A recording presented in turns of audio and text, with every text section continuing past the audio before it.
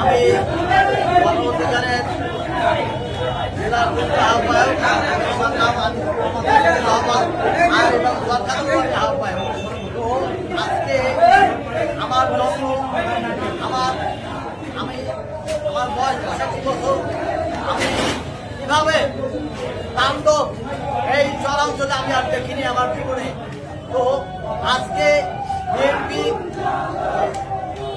সন্ত্রাসী বাহিনী, আমি এবারে দল বলবো না, এরা এই দেশে সন্ত্রাস করে আখ্যায়িত করে একটি যে ভাঙা এই যে দাও পাইছে যে কোপানের ফলে ভেঙে গেছে, এবং এই যে অফিসের যে অন্যান্য ছিল চেয়ার টেবিল এগুলো ভাঙছে। এই যে আমার বিশ্বাস ইউনিয়নের পাশের ইউনিয়ন চরকাদল, আমি এটা দেশবাসীকে দেখানোর জন্য আমি এসেছি এবং আমার এই অফিসগুলো আমি ভিজিট করবো। এটা প্রথমেই চরবিশ্বাসের পাশে চরকাদল একটা অফিস এসেছি।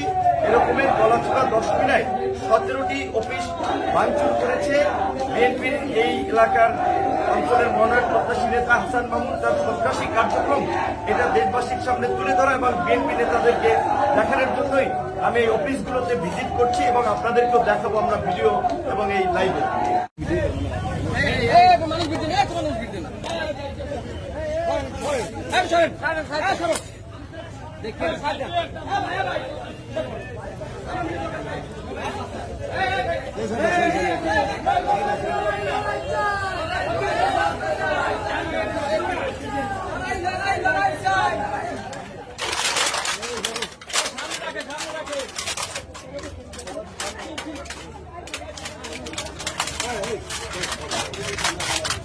বাংসুর করছে কারা? বাংসুর করছে কারা?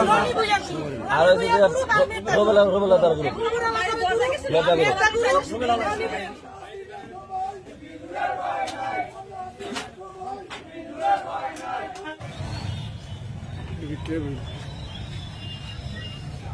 এগুলো হালাই দিচ্ছে। আমাদের অফিসে টিভি ছিল, টিভি নিয়ে গেছে, ব্যাটারি ছিল, সব চুরি করে নিয়ে গেছে।